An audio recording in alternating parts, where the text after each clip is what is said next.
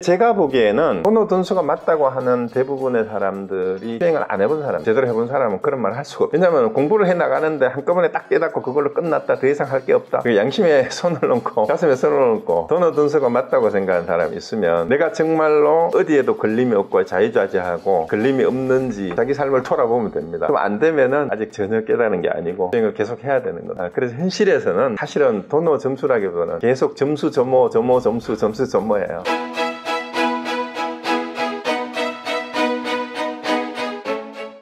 그 다음에 이제 이게 그때 31세 때인가 그렇죠?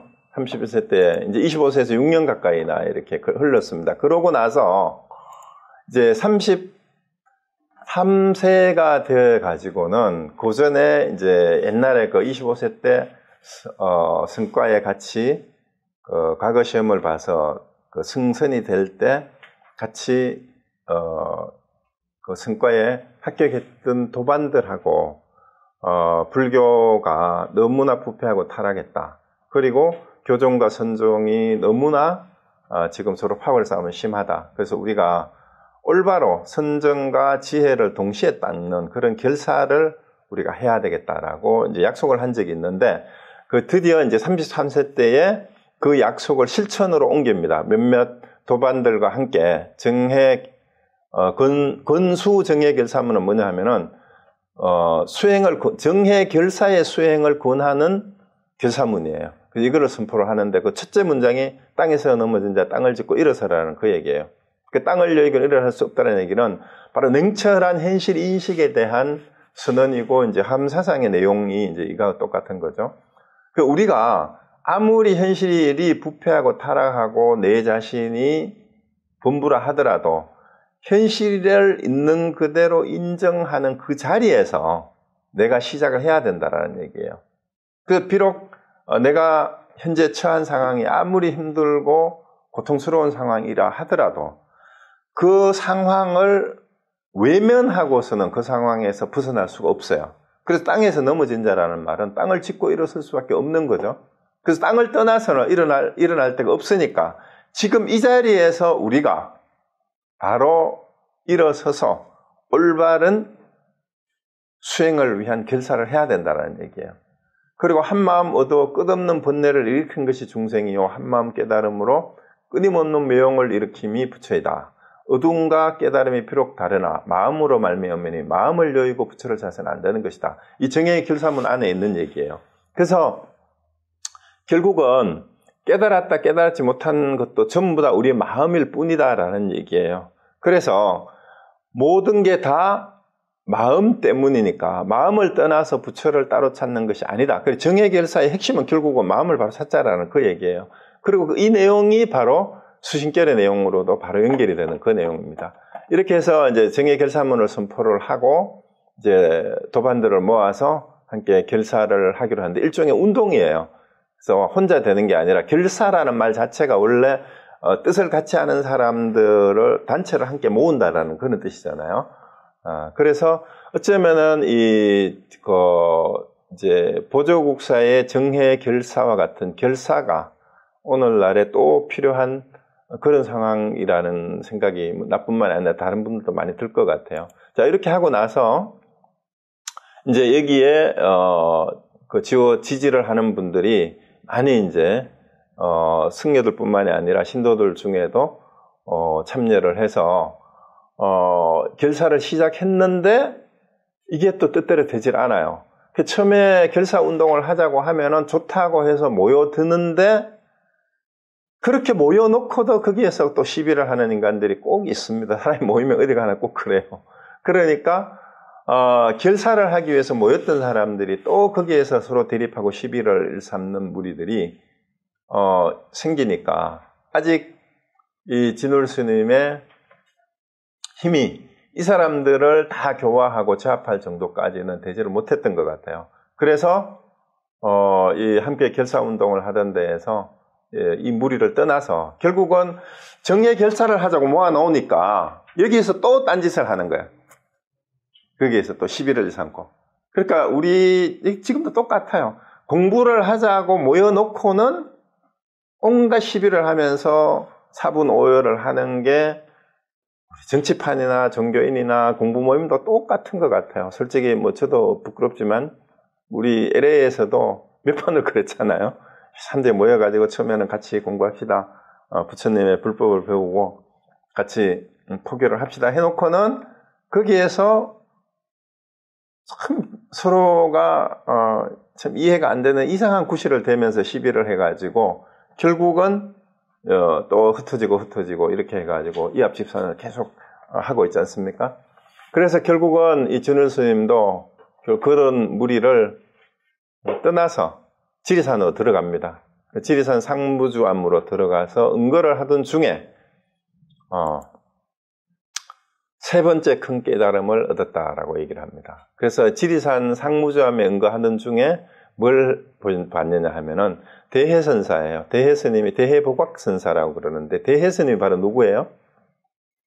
중국에서 간하선을 체계화했다라는 바로 스님이 대해스님이고 대해스님 의록 가운데 서장이라고 편집글이죠.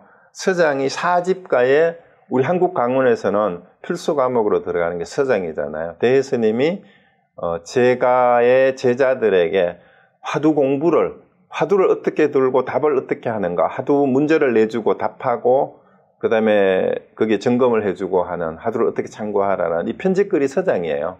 간화선의 교과서라고 하죠. 그래서 간화선을 체계화하고 대중화했던 대해스님의 의록을 읽으면서 크게 이제 깨달았대요. 그러고 이거를 보고 나서 무엇이 걸려있는 뜻이, 그러니까 두 번 육조단경을 보고 크게 깨닫고 하엄경과 하엄신론을 보면서 하엄사상에서 크게 깨달은 이제 육조단경에서 깨달았는 게 뭐냐 하면 진여자성이 참나가 나의 불성이 원래 내가 갖추고 있고 그건 어디에도 물들지 않으니까 이것만 확 바로 깨달았어요.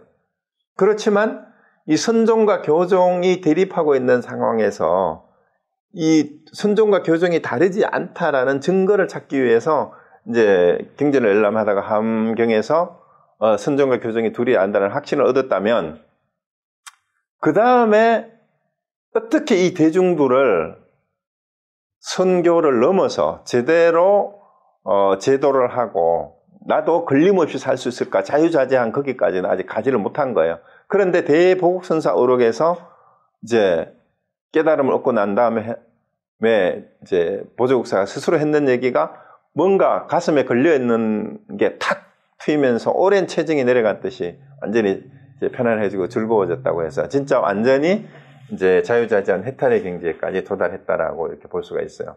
그래서 그 어떤 구절이 그렇게 했냐면요. 바로 밑에 있는 이 부분이에요.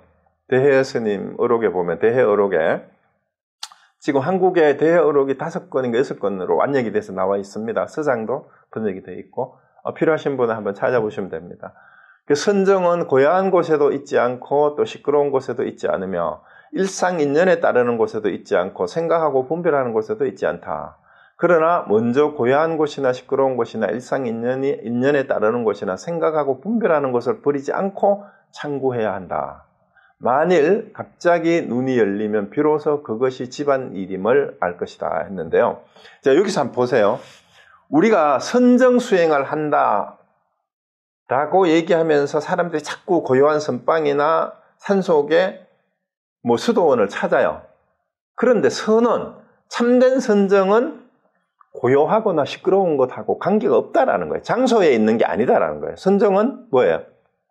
내 마음이 고요한 그걸 선정이라고 하는 것이지 고요한 곳과 시끄러운 곳의 외부의 바깥 장소에 따라서 선정이 있고 없고가 아니다라는 얘기예요. 시장 바닥에서도 선정이 들 수 있고 숲속에서도 아무리 고요한 곳에 있어도 내 마음이 안정이 되지 못하면 그 선정이 들 수가 없는 거예요. 그리고 일상인연에 따르는 곳에 있지도 않고 생각하고 분별하는 곳에 있지 않다. 그럼 뭐예요? 어디나 있다 이 말이에요. 그래 고요한 곳이나 시끄러운 곳이나 일상인연 따르는 곳에서 생각하고 분별하는 곳을 버리지 않고 그러면은 우리가 생각을 버려야 된다, 분별하는 걸 버려야 된다라고 얘기하는데 사실은 생각하고 분별하는 게 뭐예요? 생각하고 분별하는 그 바탕이 바로 진여자성이에요. 그래서 일상생활을 하는 그곳에 진여자성은 언제 어디에나 함께 하지 않는 곳이 없어요. 그래서 그걸 바로 알면 된다 이 말입니다. 그래서 갑자기 눈이 열린다는 말은 그거를 알면 이 말이야. 그게 이제 갑자기란 말이에요. 이게 도노죠. 그래서 이걸 알기만 하면 내가 어디에 있든지 집안일이라는 말은 원래 우리가 늘 함께 하던 것인 줄 안다 이 말이에요. 그러니까 선정이 깨달음이 따로 있는 것이 아니고 사찰에 있는 것도 아니고 선방에만 있는 것도 아니고 늘 함께하는 나의 일상 속에 늘 함께 있는 거다라는 것을 이제 확실히 알았다라는 거죠. 그래서 이 구절에서 완전히 이제 더 이상의 이제 의심 같은 건 다 사라졌다고 합니다. 이렇게 해서 3번에 걸쳐서 큰 깨달음을 얻었다라고 이렇게 나누어 있어요. 그 기록이 되어 있어요. 그러니까 결국은 보조 스님이 도노 점수를 주장한 것도 본인의 삶 자체가 공부를 해나가는 과정에 이런 과정을 거쳤다라는 얘기예요. 그래서 우리도 마찬가지 아닙니까? 여러분들도 불교에 처음 인연을 맺고 나서, 아니면 불교가 아니라도 사춘기 때 대부분의 사람들이, 사춘기라는 말이 뭐예요? 생각사자의 봄춘자잖아요. 스스로 사고하는 싹이 트는 게 사춘이라는 뜻이에요. 그죠? 사춘기라는 말은. 그러니까 내가 자의식이 생기기 시작할 때가 바로 사춘기예요. 나는 누구인가? 어떻게 살아야 되는가? 사랑이 뭔가? 이성이 눈뜨기 시작하는 것도 나에 대한, 그게 사춘기잖아요. 사춘기 때부터 은연중에 삶에 대해서, 진리에 대해서, 사랑에 대해서 막연한 이런 생각들이 생기는데,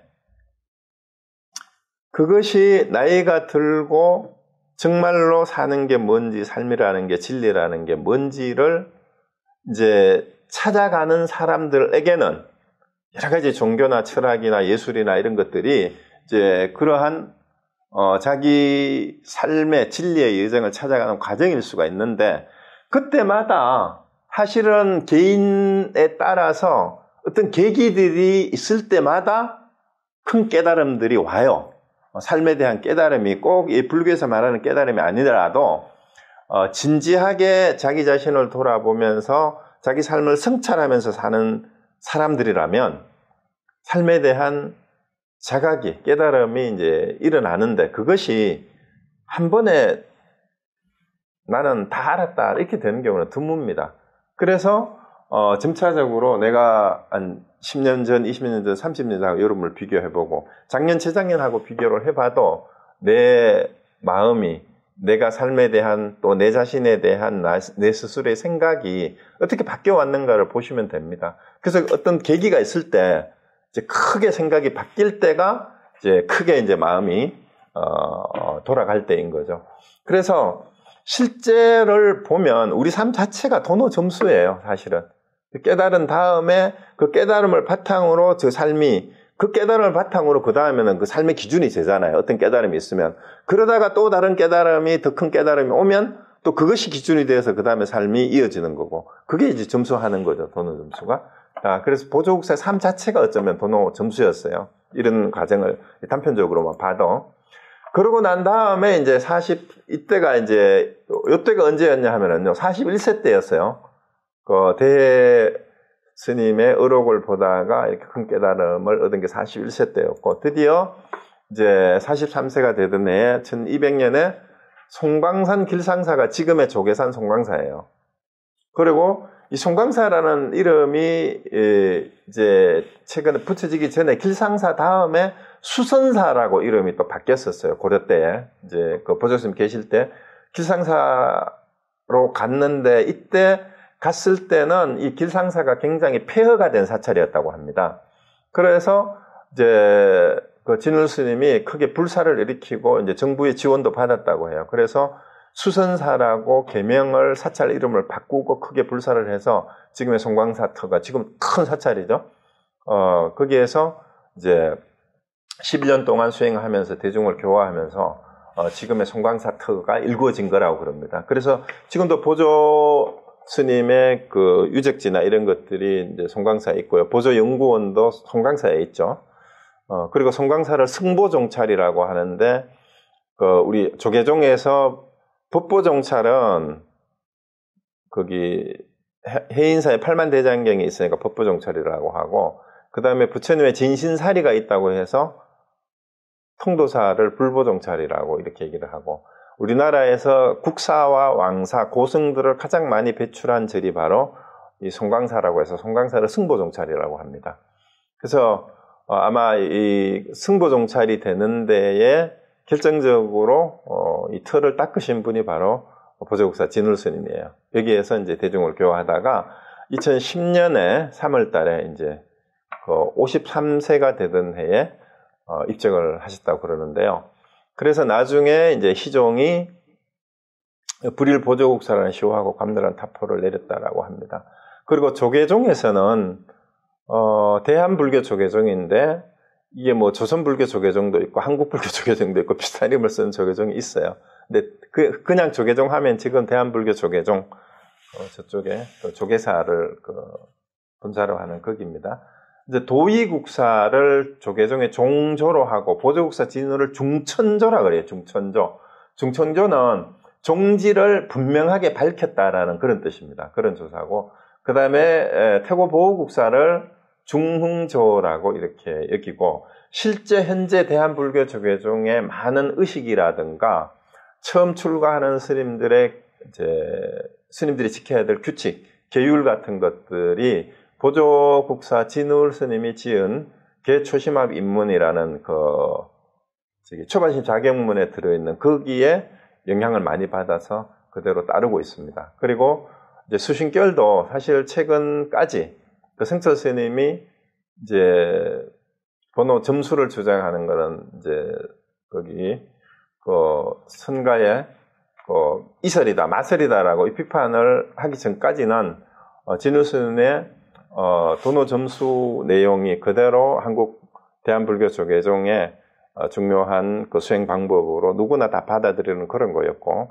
그 다음에 이제 성철 스님이 도노 돈수를 주장하니까 또 진울 스님의 도노 점수의 내용이나 또 도노 돈수의 내용이 뭔지도 모르면서 도노 돈수가 말로 들으면 그게 맞는 것 같으니까 나는 도노 돈수가 맞는 것 같다라고 뭐 어쩌고 이런 사람들이 많이 있는데, 제가 보기에는 도노 돈수가 맞다고 하는 대부분의 사람들이 제가 보기에는 수행을 안 해본 사람들이, 제대로 해본 사람은 그런 말을 할 수가 없어요. 왜냐하면 공부를 해 나가는데 한꺼번에 딱 깨닫고 그걸로 끝났다, 더 이상 할 게 없다, 그 양심에 손을 얹고 가슴에 손을 얹고 도노 돈수가 맞다고 생각하는 사람이 있으면 내가 정말로 어디에도 걸림이 없고 자유자재하고 이제 걸림이 없는지 자기 삶을 돌아보면 됩니다. 그럼 안 되면은 아직 전혀 깨달은 게 아니고 수행을 계속 해야 되는 겁니다. 그래서 현실에서는 사실은 도노 점수라기보다는 계속 점수 점호 점수 점수예요. 그게 우리 보통 사람들 삶이에요. 그리고 도노 점수가 맞네, 도노 돈수가 맞네, 그런 얘기 자체가 사실은 웃기는 얘기일 수도 있는데, 그 얘기는 본문에 도노 점수를 직접 얘기하는 부분이 나오니까 그때 이제 다른 분들의 또 많은 학자들이 또 성철 스님이 얘기하는 도노 돈수가 뭘 얘기하는 건지, 또 다른 학자들이 돈전 논쟁이라 그래가지고 한국에서 송광사하고 해인사에서 80년대에 크게 세계적인 학회가 2번이나 열렸어요. 외국 학자들까지도 초청해가지고. 그 내용도 본문을 다룰 때에 그 내용을 요약해서 제가 소개를 해드리도록 하겠습니다. 자, 그거는 나중으로 하고, 일단 이제 그리고 스님이 이제 그때 돌아가셨는데, 돌아가실 때도 참 멋있게 돌아가셨어요. 한 달 전쯤에 내가 이제 이 세상에 있을 날이 얼마 남지 않았다, 이렇게 얘기를 했대요. 그러고 이제 한 달 전부터 내가 이제 얼마 못 살 것 같으니까 열심히 노력해라 라고 했는데, 돌아가시 전날도 제자들과 법문을 나누다가 이튿날 아침에 이제 본인이 이제 대중들을 다 모으라고 했대요. 아마 가려고 그랬었던 것 같아요. 대중들을 법당에 모이게 하고, 이제 육환장이 주장자예요. 주장자를 들고 법상에 올라서 설법을 하고, 이제 마지막 설법이 이 내용이었다 그럽니다. 이 눈은 조상으로부터 받은 것이 아니고, 이 코도 혀도 조상으로부터 받은 게 아니라 그래요. 이제 이 산승의 목숨을 대중에게 맡기니 찢든지 자르든지 마음대로 해라. 이게 마지막인데 내가 이 마지막 유언처럼 이렇게 한 거예요. 나는 이제 내 이 몸뚱이는 조상으로부터 받은 게 아니니까 이제 내가 이 몸뚱이를 버리고 가니까 화장을 하든지 어떻게 하든지 해라. 이렇게 얘기한 거예요. 그러니까 이때 제자가 이 제자들이 물어요. 그죠? 스님이 마지막 법문을 하는데도 스님의 병환이 유막의사의 병과 같습니까? 다릅니까? 이렇게 물었대요. 그러니까 스님이 너는 갖고 들은 것만 배웠는가 하고 들고 계시던 주장자로 육한장으로 법상을 쾅쾅 2번 친 다음에 일체의 모든 것이 이 가운데 있느니라. 그게 뭐예요? 주장자를 팡팡 이렇게 내리치는 여기에 일체 모든 것이 여기에 있다. 이러고 바로 그렇게 앉은 채로 일반에 드셨답니다. 네, 그래서 마지막을 이렇게 이제 보내신 분이 이제 보조국사 진우 스님이에요. 그래서 여기 마지막에 요거 잘 보세요. 너는 갖고 들은 것만 배웠느냐? 일체 모든 것이 이 가운데 있느니라. 이 말 가운데 깨달을 수 있어야 됩니다.